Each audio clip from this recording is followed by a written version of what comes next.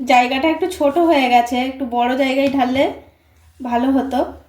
আর এই রেসিপিটা যদি আপনাদের ভালো লেগে থাকে তাহলে জিনিয়া রান্নাঘর চ্যানেলটিকে সাবস্ক্রাইব করবেন, লাইক করবেন, আমার প্রচুর প্রচুর শেয়ার করবেন, আমাদের পাশে থাকবেন।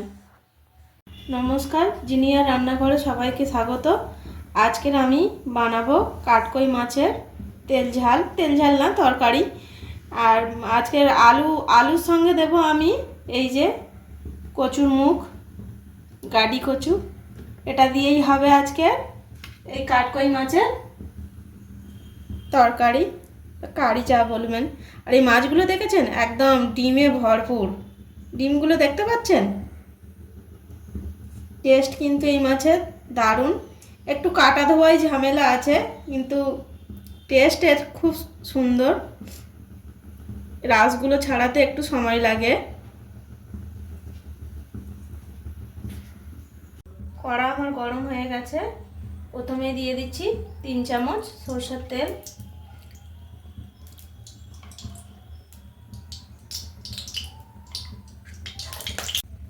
তেল আমার গরম হয়ে গেছে।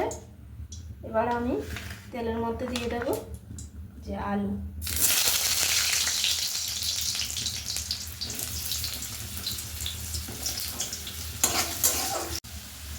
এবার এর মধ্যে দিয়ে দিচ্ছি 1 চামচ হলুদ গুঁড়ো।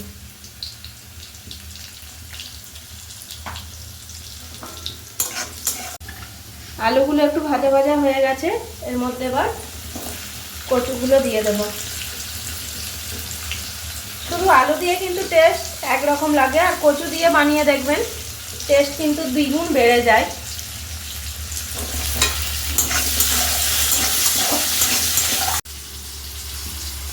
এরপরে দিয়ে দিচ্ছি আমি 2 মিডিয়াম সাইজ পেঁয়াজ কেটে রেখেছিলাম, সেই পেঁয়াজটা দিয়ে দিচ্ছি এর মধ্যে।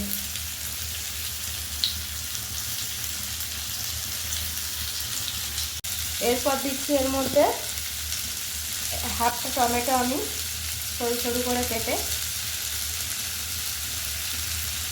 দিয়ে দিলাম।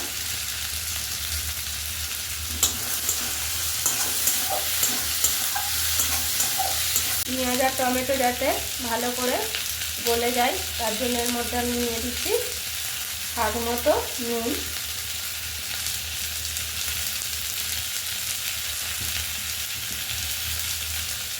দিয়ে আমি এটা ভালো করে কষিয়ে নেব।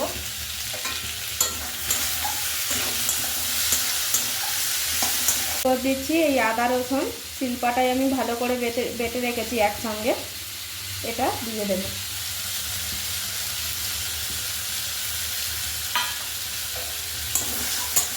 দিয়ে ভালোভাবে কষাতে থাকবো। যত কিন্তু কষাবেন তত টেস্ট বাড়বে।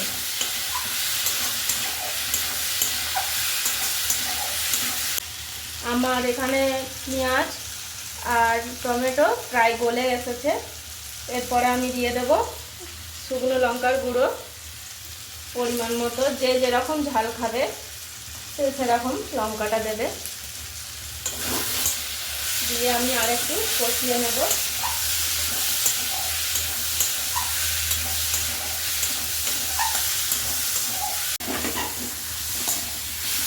আমার মশলাটা দেখুন সুন্দরভাবে কষানো হয়ে গেছে। আলুগুলো কিন্তু এই মশলার সঙ্গে সঙ্গে হাফ সেদ্ধ হয়ে গেছে। এবার এর মধ্যে আমি জল দিয়ে দেব। এটা বেশি ঝোল হবে না, গামাখা হবে।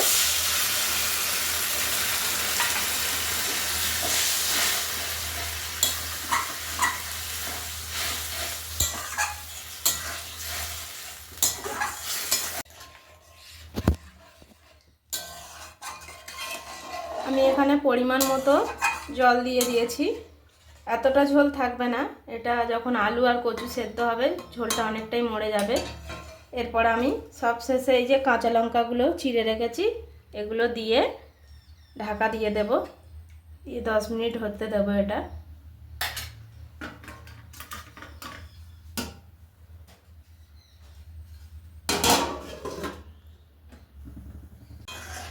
আমার কচু আর আলু প্রায় সেদ্ধ হয়ে এসেছে। এবার আমি মাছগুলো দিয়ে দেব।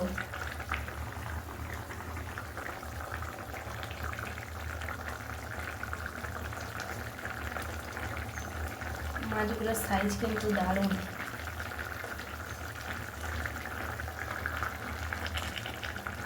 এবার 5 মিনিট আমি রেখে দেবো এইভাবেই, তারপর আমি নামিয়ে নেব। এই যে দেখুন বন্ধুরা, আমার তরকারি একদম রেডি। এবার আমি নামিয়ে নেব।